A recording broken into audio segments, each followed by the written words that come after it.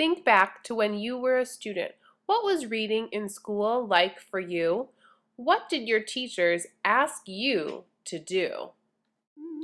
Did you have required reading? Maybe reading logs to fill out?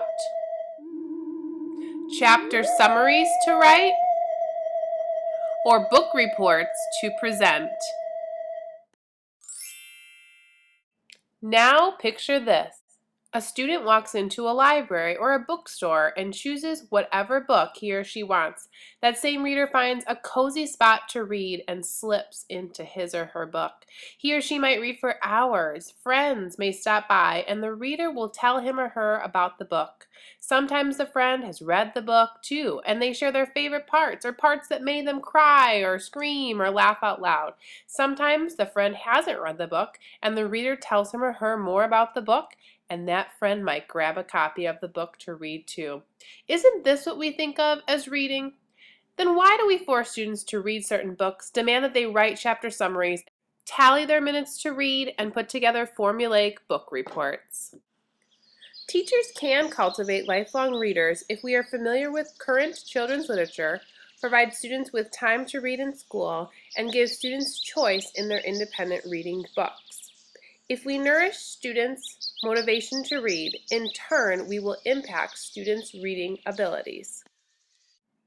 As little as 5 minutes a day of silent reading over 20 weeks resulted in an additional 1-month growth in reading achievement.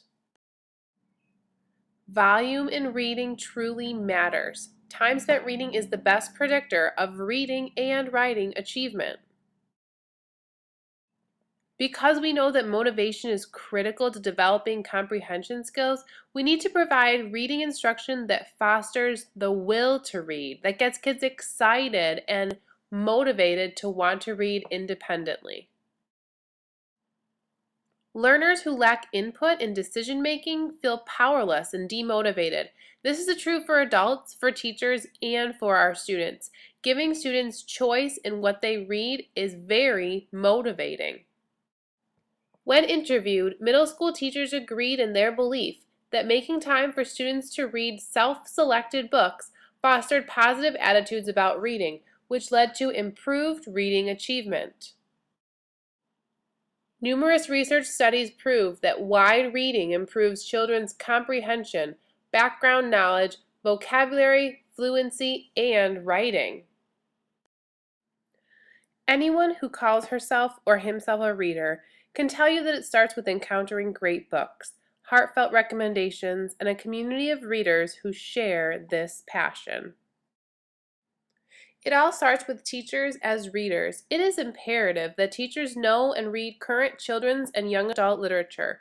Students need to see us as readers, and we need to be able to make recommendations to find great books for our students. Teachers should have a classroom library with a variety of genres in fiction and nonfiction. With a classroom library, students have access to books. Teachers can make recommendations to connect students with books as well. Teachers should be doing book talks or mini commercials for books every day. Students can also be asked to give book talks when they find a book they really enjoy and want to recommend. These should be short and share just enough about a book to get someone else excited to read it. Teachers can do read-alouds for the class to introduce books to students. While the teacher can do a whole class read-aloud, a teacher can also use a read-aloud of 1 or 2 chapters as a means of book talking a book. Students should be expected to always have a book with them and to take a book wherever they go. This expectation shows students to value all the time they can get for their reading.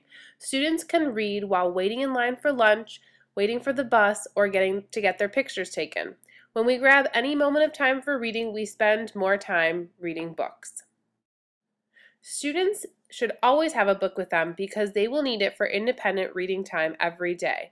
While it seems like we may not have time to spend just reading, we have to know that silent reading time is so much more than just reading. Even 5 minutes a day makes a big difference, but we should aim for 20 minutes of silent reading time every day. During silent reading time, teachers can confer with students about what they are reading. Discussing what we are reading with students and talking to them about their books is critical. This helps us see if they have a right fit book and if they are understanding what they are reading. We can celebrate reading with students, encourage them to read different or more difficult texts, and support them when they need it. Finally, teachers should give students time to read as a warm-up or as an activity to do when they are done with another task.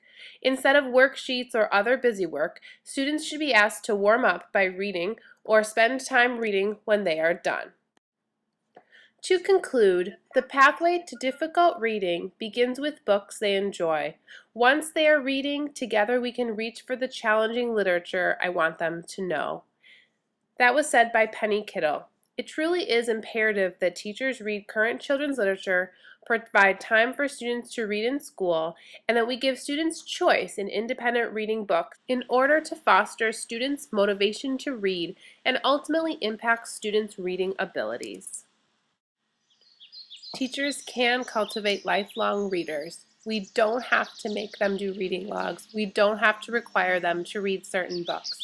We don't have to ask them to write chapter summaries or do book reports. We simply have to ask them to read.